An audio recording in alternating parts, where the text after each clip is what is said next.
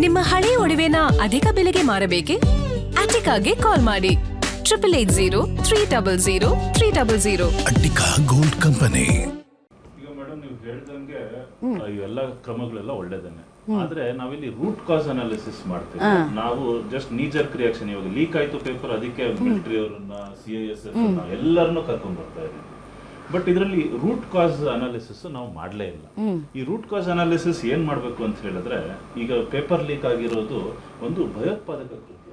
ಯಾಕೆ ಅಂತ ಹೇಳಿದ್ರೆ ಹಲವಾರು ವಿದ್ಯಾರ್ಥಿಗಳು ಸೂಸೈಡ್ ಮಾಡ್ಕೊಂಡಿದ್ದಾರೆ. ನಾವು 2-3 ವರ್ಷ ಓದಿದೀವಿ, ನಿನ್ನೇನು ಒಬ್ಬ ಹುಡುಗಿ ಆತ್ಮಹತ್ಯೆ ಮಾಡ್ಕೊಂಡೈತೆ ಸರ್ ಪಾಪ. ಸೊ ಇದೊಂದು ಭಯೋತ್ಪಾದಕ ಕೃತ್ಯ. ಈಗ ಮುಂಚೆ ನಮ್ಮ ದೇಶದಲ್ಲಿ ಪೋಟಾ ಇರ್ಬೋದು, ಟಾಡಾ ಇರ್ಬೋದು, ಕಾನೂನುಗಳು ತಗೋಬಾರ್ದು. ಇದನ್ನ ಯಾಕೆ ನೀವು ಭಯೋತ್ಪಾದನೆ ಅಂತ ಟ್ರೀಟ್ ಮಾಡಬಾರ್ದು? ಈಗ ಹೇಳಿದ್ದಾರೆ ಏನು, ಈ ಸತಿ ಲೀಕ್ ಆದ್ರೆ ಎಕ್ಸಾಮ್ಸ್ ಕ್ವಶನ್ ಪೇಪರ್ಸ್, ಅದರಲ್ಲಿ ಅಫಿಷಿಯಲ್ಸ್ಗೆ ಆ ರೀತಿ ಶಿಕ್ಷೆ ಕೊಡ್ತೀವಿ, ಈ ರೀತಿ ಶಿಕ್ಷೆ ಕೊಡ್ತೀವಿ, ಕನಿಷ್ಠ 3 ವರ್ಷಗಳ ಜೈಲು ಶಿಕ್ಷೆ ಅಂತ ಹೇಳ್ತಾ ಇದ್ದಾರೆ ಸರ್ ಅವರು. ಅಂದ್ರೆ ನಾವು ಹೇಳ್ದಾಗೆ ಒಂದು ಪೇಪರ್ ಒಬ್ಬ ವ್ಯಕ್ತಿಗೆ ಏನಿಲ್ಲ ಅಂತಂದ್ರೂ 50-60 ಲಕ್ಷ ರೂಪಾಯಿ ಕಮಾಯಿ ಮಾಡಿಕೊಟ್ಟಿದೆ ಅಂತೆ. ಈ ಹಿಂದೆ ನಡೆದಂಥ ಪ್ರಕರಣಗಳನ್ನ ನಾವು ನೋಡಿದಾಗ 3 ವರ್ಷ ಇದ್ದು ಬಂದು ಆ ದುಡ್ಡಲ್ಲಿ ಮತ್ತವ ಏನಾದರೂ ಮಾಡ್ತಾನ್ರಿ ಸರ್. ಸೊ ಭಯ ಇಲ್ಲ, ಇದು 3 ವರ್ಷ ಇವೆಲ್ಲ ಏನು ತುಂಬಾ ದೊಡ್ಡ ವಿಷಯ ಅಲ್ಲ.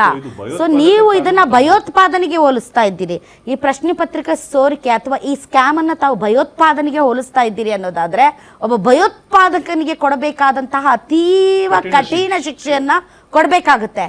ಬಟ್ ಇಲ್ಲಿಯವರೆಗೆ ಅವ್ರು ಯಾರು ಅನ್ನೋದನ್ನೇ ಇವ್ರು ಎಸ್ಟಾಬ್ಲಿಷ್ ಮಾಡಕ್ಕಾಗಿಲ್ಲ. ಫಾರ್ ಯುವರ್ ಕೈಂಡ್ ಇನ್ಫಾರ್ಮೇಶನ್ ಇಲ್ಲ. ಮೊದಲನೇದಾಗಿ ಏನಂತ ಹೇಳಿದ್ರೆ, ಅವ್ರನ್ನ ಇನ್ವೆಸ್ಟಿಗೇಟ್ ಮಾಡೋದು ಇದೆಲ್ಲ ಏನಾಗುತ್ತೆ ಗೊತ್ತಾ, ಪ್ರತಿ ವರ್ಷ ಮಾರ್ಚ್ ಏಪ್ರಿಲ್ ಮೇನಲ್ಲಿ ಎಕ್ಸಾಮ್ ಇರೋ ಸೀಸನ್ ನಲ್ಲಿ ಬಂದು ಹೋಗ್ಬಿಡುತ್ತೆ. ಅದಕ್ಕೆ ಇದೊಂದು ಕಟ್ಟುನಿಟ್ಟಾದ ಒಂದು ಕ್ರಮ ಇದೆ. ಇದಕ್ಕೆ ಒಂದು ಕಾಯ್ದೆ ತಗೊಂಡ್ಬಂದು ಮಾಡಿದ್ರೆ ಅಲ್ಲಿ ಯಾರು ಇನ್ವಾಲ್ವ್ ಆಗಿರ್ತಾರೆ, ಈಗ ನಾವು ಟೆಲಿಗ್ರಾಮ್ ಬ್ಯಾನ್ ಮಾಡ್ತೀವಿ ಅಂತ ಹೇಳ್ತೀವಿ, ಒಂದು 10 days ಎಡಿಟಿಂಗ್ ಆಪ್ಷನ್ ಬ್ಯಾನ್ ಮಾಡ್ತೀವಿ ಅಂತ ಹೇಳ್ತೀವಿ. ಇದೆಲ್ಲ ನಾವು ಹೊರಗಡೆಯಿಂದ ಔಟ್ಸೈಡ್ ಸೂಪರ್ಫಿಷಿಯಲ್ ಆಗಿ ಮಾಡ್ತಿರುವಂತ ಪ್ರಾವಿಷನ್ಸ್. ಅಲ್ಲಿ ಕೋರ್ ಆಗಿ ಏನಿದೆ, ಕ್ವಶನ್ ಪೇಪರ್ ಸೆಟ್ಟರ್ ಇರ್ತಾರೆ, ಅದಕ್ಕೆ ಕಂಟ್ರೋಲರ್ ಇರ್ತಾರೆ, INTA ಏಜೆನ್ಸಿ ಇರುತ್ತೆ.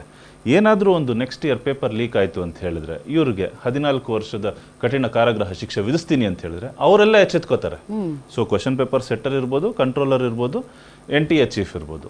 ಅವ್ರು ಸ್ಟ್ರಿಕ್ಟ್ ಆಯಿತು ಅಂತ ಹೇಳಿದ್ರೆ ಈ ಬೇರೆ ಇಂಡಿಯನ್ ಏರ್ಫೋರ್ಸನ್ನು ಯೂಸ್ ಮಾಡೋದು, ಈ ಟೆಲಿಗ್ರಾಮ್ ಬ್ಯಾನ್ ಮಾಡೋದು, ಈ ಬ್ಯಾನಿಂಗ್ ಕಲ್ಚರ್ ಬಂದಿದೆ ಮೇಡಮ್ ನಮ್ಮಲ್ಲಿ. ಏನು ಅಂತ ಹೇಳಿದ್ರೆ ಕಾಶ್ಮೀರದಲ್ಲೂ ವಾಟ್ಸಾಪ್ ಬ್ಯಾನ್ ಮಾಡಿಬಿಡ್ತಾರೆ. ವಾಟ್ಸಾಪ್ ಇರಲ್ಲ, ಏನಕ್ಕೆ ಅಂದರೆ ಸುದ್ದಿಗಳನ್ನು ಹಬ್ಬಿಸ್ತಾರೆ ಅಂತ ಹೇಳ್ಬಿಟ್ಟು. ಸೊ ಇಲ್ಲಿ first of all paper leak ಮಾಡಬೇಡಿ ನೀವು. ಪೇಪರ್ ಲೀಕ್ ಇಲ್ಲ, ನಾವು ಮಾಡೇ ಮಾಡ್ತೀವಿ, ಅದಕ್ಕೋಸ್ಕರ ಈ ಥರ ಪ್ರಾವಿಷನ್ಸ್ ಮಾಡ್ತಾ ಇದ್ದೀವಿ ಅಂತ ಹೇಳ್ದಂಗೆ ಆಯ್ತು ಅಷ್ಟೇನೆ. ಸೊ ಇದು NTA ಆಗಿರೋದ್ರಿಂದನೇ ಒಂದು ಈ ರೀತಿಯಲ್ಲಿ ಆಗ್ತಿದೆ ಅಂತ ನನ್ನ ಭಾವನೆ. ಅಂದರೆ ಬೇರೆ ಎಕ್ಸಾಮ್ಸಲ್ಲೂ ಪೇಪರ್ ಲೀಕ್ ಆಗ್ಬೋದು, ಇಲ್ಲ, ಬಟ್ ನಮ್ಮ ದೇಶ ತುಂಬ ದೊಡ್ಡದಾಗಿದೆ.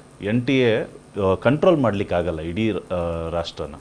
ಅದಕ್ಕೆ ನಮ್ಮ ಕರ್ನಾಟಕ CET ಇತ್ತು, ಆಂಧ್ರ ಪ್ರದೇಶದಲ್ಲಿ ಒಂದು ಎಕ್ಸಾಮ್ ಇತ್ತು. ಸೊ ಅವ್ರವ್ರ ರಾಜ್ಯಗಳಲ್ಲಿ ಅವ್ರವ್ರ ಎಂಟ್ರೆನ್ಸ್ ಎಕ್ಸಾಮ್ ಮಾಡ್ಕೊತಾ ಇದ್ರು. ಈಗ ನೀಟ್ ಅಂತ ತಂದ್ಬಿಟ್ಟು ಒಂದು ಕೋಚಿಂಗ್ ಮಾಫಿಯಾ, ಕೋಚಿಂಗ್ ದಂಧೆ ಏನಿದೆ ಅದನ್ನು ಉತ್ತೇಜನಗೊಳಿಸೋದಕ್ಕೋಸ್ಕರ ಮಾಡ್ತಿರೋದು. ಯಾಕೆ ಅಂತ ಹೇಳಿ ನೀವು ಹೇಳಿದ್ರಿ ಒಂದು 50-60 ಲಕ್ಷ ಕಮಾಯಿ ಮಾಡ್ಕೋತಾರೆ ಒಬ್ರು ಪೇಪರಲ್ಲಿ ಅಂತ. 50-60 ಲಕ್ಷ ಅಲ್ಲ, 1 ಕೋಟಿನೇ ಕೊಟ್ಬಿಟ್ಟು ಪೇಪರ್ ತೊಗೊಂಡಿರ್ತಾರೆ ಯಾರು, ಎಕ್ಸಾಮ್ ಸೆಟ್ರ್ ಹತ್ರನೋ ಅಥವಾ ಪ್ರಿಂಟರ್ ಹತ್ರನೋ ಏನೋ ಒಂದು ಮಾಡಿ. ಅದನ್ನೇನು ಮಾಡ್ತಾರೆ, ನಾವು 1 ಕೋಟಿ ವಾಪಸ್ ತಗೋಬೇಕಿದ್ರೆ ಎಲ್ಲರಿಗೂ ಹಂಚ್ಬಿಟ್ಟು ನಾನು 2 ಕೋಟಿನೂ ಮಾಡ್ಬೋದು, 3 ಕೋಟಿನೂ ಮಾಡ್ಬೋದು. ಇದು ಪೇಪರ್ ಲೀಕ್ ಆಗ್ತಿರೋದು. ಈಗ ಧರ್ಮೇಂದ್ರ ಪ್ರಧಾನ್ ಅವ್ರದ್ದು ರಾಜೀನಾಮೆ ಕೇಳ್ತಾ ಇದ್ದೀವಿ ಎಲ್ಲರೂ, ಅಟ್ಲೀಸ್ಟ್ ಈಗಲಾದರೂ ನೈತಿಕತೆ, ಮಾರಲ್ ರೆಸ್ಪಾನ್ಸಿಬಿಲಿಟಿ ತೊಗೊಂಡು. ಬಟ್ ಅದೇನೂ ಇಲ್ಲ ಅಂತ ಹೇಳ್ತಿದ್ದಾರೆ ಅವರು. ಇದೇ ಹುಡುಗ ಯಾರ್ಯಾರಿಗೆ ಪೇಪರ್ ಲೀಕ್ ಆಗಿಬಿಟ್ಟು ಕ್ವಶನ್ ಪೇಪರ್ ತೊಗೊಂಡಿದ್ರು, ಅವ್ರು ಮೆಡಿಕಲ್ ಮಾಡಿದ್ಮೇಲೆ 5 ವರ್ಷ ಆದಮೇಲೆ ದಯವಿಟ್ಟು ಅವ್ರಿಗೆ ಟ್ರೀಟ್ಮೆಂಟ್ ಕೊಡಿಸಿ, ಅವರಿಂದ ನೋಡೋಣ ಅವ್ರು ಟ್ರೀಟ್ಮೆಂಟ್ ತಗೋತಾರ. Exam paper leak question paper ತಗೊಂಡು ಎಕ್ಸಾಮ್ ಪಾಸ್ ಆಗಿರೋರ ಹತ್ರ ಇವರು ಮೆಡಿಕಲ್ ಟ್ರೀಟ್ಮೆಂಟ್ ತಗೊಳ್ಳೋ ಆಗಿದ್ರೆ ಮಾಡ್ಕೊಂಡೇ ಇರಲಿ, ಇದನ್ನು ಕಂಟಿನ್ಯೂ ಮಾಡಲಿ ಅಂತ ಹೇಳೋಕೆ ಬಯಸ್ತೀನಿ. ಎಸ್ ಇವರು ಅಕ್ಷಯ್ ಅವರೇ ಇದು ಏನು ಅಂತಂದರೆ ನನಗೇನು ಸಂದಿಗ್ಧತೆಯಲ್ಲಿ ನಾನು ಸಿಗಾಕೊಂಡಿದ್ದೀನಿ ಅಂದರೆ, ನಾಳೆ ಎಕ್ಸಾಮ್ ಇದೆ. ಒಂದು ಕಡೆ ಮಕ್ಕಳು ಪ್ಯಾನಿಕ್ ಆಗಬಾರ್ದು ನಾವು ಇಲ್ಲಿ ಮಾತಾಡುವಂತಹ ಪ್ರತಿಯೊಂದು ಮಾತಿನಿಂದ.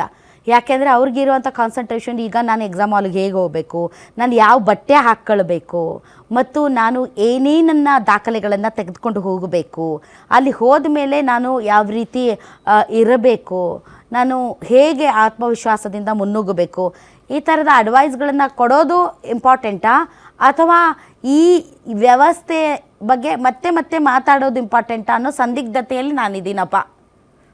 ಹೌದು ಮೇಡಮ್, ನೀವು ಹೇಳಿದ್ದು ಕರೆಕ್ಟ್ ಇದೆ. ಈಗ ನಾವು ಮುಖ್ಯವಾಗಿ ಒಂದು ಕನ್ಸಿಡರೇಷನ್ ಮಾಡಬೇಕಾಗಿರೋದು ವಿದ್ಯಾರ್ಥಿಗಳನ್ನ. ಯಾಕಂದ್ರೆ ವಿದ್ಯಾರ್ಥಿಗಳು ಅವರ ಏಜ್ ಗ್ರೂಪ್ ಏನಿದೆ 16-17 ವರ್ಷದವರು ಇವಾಗ ನಾಳೆ ಎಕ್ಸಾಮ್ಸ್ ಬರೆಯಕ್ಕೆ ಹೋಗ್ತಾ ಇರೋದು, ಅವರು ತುಂಬಾ ಮಾನಸಿಕ ಒತ್ತಡದಲ್ಲಿ ಇದ್ದಾರೆ. ನೀವು ಹೇಳ್ದಂಗೆ ಇದು ಒಳ್ಳೆ ಪಾಯಿಂಟ್. ನಾವು ಇವಾಗ ಎಕ್ಸಿಬಿಷನ್ ನೀವು ಹೇಳಿದ್ರಿ, ಇವಾಗ ಯಾರಿಗೂ ಕೂಡ ರಾಜೀನಾಮೆ ಕೊಡೋದಾಗ್ಲಿ ಮತ್ತೊಂದಾಗ್ಲಿ ಯಾವುದೇ ನೈತಿಕತೆ ಇಲ್ಲ, ಅವ್ರು ಇಷ್ಟ ಬಂದಂಗೆ ಮಾಡ್ತಾರೆ. ಈಗ ನಾಳೆ ಎಕ್ಸಾಮ್ಸ್ ಇರೋದ್ರಿಂದ ವಿದ್ಯಾರ್ಥಿಗಳು ಮಾನಸಿಕ ಒತ್ತಡಕ್ಕೆ ಒಳಗಾಗದರೆ ಧೈರ್ಯವಾಗಿ ಫಸ್ಟ್ ಹೋಗಿ ಎಕ್ಸಾಮ್ಸ್ನ ಬರೀರಿ. ಈಗ ಅವ್ರಿಗೆ ಮಾನಸಿಕ ಒತ್ತಡ ಏನಾಗಿದೆ ಅಂದ್ರೆ, ಇವಾಗ ಅಲ್ಲಿ ಎಕ್ಸಾಮ್ಸ್ ಅಲ್ಲಿಗೆ ಹೋದಾಗ ಆರ್ಮಿ ಅವ್ರನ್ನ ನೋಡೋದಾಗಿರ್ಲಿ, ಆ ತರ ಸೆಕ್ಯೂರಿಟಿ, ಸೆಕ್ಯೂರಿಟಿ ನೋಡಿದಾಗ್ಲೇ ಅವರು ಒಂದು ಕಾನ್ಫಿಡೆನ್ಸ್ ಲೆವೆಲ್ ಡೌನ್ ಆಗುತ್ತೆ. ಈ ತರ ಭದ್ರತೆಯಲ್ಲಿ ನಾವು ಪರೀಕ್ಷೆ ಬರೀಬೇಕಾ ಅನ್ನೋದು. ಯಾಕಂದ್ರೆ 16-17 ಎಲ್ಲ ವಿದ್ಯಾರ್ಥಿಗಳ ಮಾನಸಿಕ ಒತ್ತಡ, ಇವಾಗ ಸೂಸೈಡ್ ಕೇಸ್ಗಳೇ ನೋಡ್ತಾ ಇದ್ರೆ ನಮ್ಗೆ. ನೀಟ್ ಅಂದ್ರೇನೆ ಮಾನಸಿಕ ಒತ್ತಡ ಸಾರ್. ನೀಟು CET ಅಂದ್ರೇನೆ ಅದು ಏನೋ ಒಂದು ದೆವ್ವಭೂತ ರಾಕ್ಷಸ ತರ. ಅಯ್ಯೋ ನೀಟು, ಅಯ್ಯೋ CET, ನೀಟು CET ಅಂತಂದ್ರೆ ಪಾಪ ಮಕ್ಕಳು ಮಲಗೋದನ್ನೇ ಮರ್ತು ಬಿಡ್ತಿರ್ತವೆ. ಯಾಕಂದ್ರೆ ಈಗ ಒಂದು ಜನರಲ್ ಆಗಿ ನಾವು ನೋಡ್ಬೋದು, ಡಾಕ್ಟರ್ ಆಗ್ಬೇಕು, ಪೋಷಕರ ಒಂದು ಕನಸು ಕೂಡ ಆಗಿರ್ತದೆ. 16-17 ವರ್ಷದಿಂದ ಏನು ಕಷ್ಟಪಟ್ಟು ಓದಿಸ್ತಿದ್ದಾರೆ, ಅದರಿಂದ ಲಕ್ಷಾಂತರ ರೂಪಾಯಿ ಸ್ಪೆಂಡ್ ಮಾಡಿರ್ತಾರೆ. ಒಬ್ರು ಡಾಕ್ಟರ್ ಆಗ್ಬೇಕು, ಇಂಜಿನಿಯರ್ ಆಗ್ಬೇಕು, CET. ಈಗಂತೂ ಏನು ಕೋಚಿಂಗ್ ಮಾಫಿಯಾಗಳು ಬಂದಾದ್ಮೇಲೆ ಉತ್ತರ ಭಾರತದ ಕೋಚಿಂಗ್ ಸೆಂಟರ್ಗಳೆಲ್ಲ ಇಲ್ಲಿ ತಲೆ ಎತ್ಕೊಂಡು ನಿಮ್ಗೆ ಬೆಳಗ್ಗೆ ಕಾಲೇಜ್ಗೆ 7 ಗಂಟೆ 6 ಗಂಟೆಗೆ ಹೋದ್ರೆ ಸಂಜೆ 8 ಗಂಟೆ ತನಕ ಬಿಡೋದಿಲ್ಲ. ಅಲ್ಲೇ ಟ್ಯೂಷನ್ಸ್ ಮಾಡಿ ಅವ್ರಿಗೆ ಮಾನಸಿಕ ಒತ್ತಡ ಮಾಡಿ, ಈ ತರ ಕ್ವಶನ್ ಪೇಪರ್ ಲೀಕ್ ಆದಾಗ ಅವ್ರಿಗೆ ಸೂಸೈಡ್ ಮಾಡ್ಕೊಳ್ತಾರೆ, ಬೇರೆ ದಾರಿನೇ ಇಲ್ಲ ತರದ್ದು ಒಂದು ಮನಸ್ಥಿತಿ.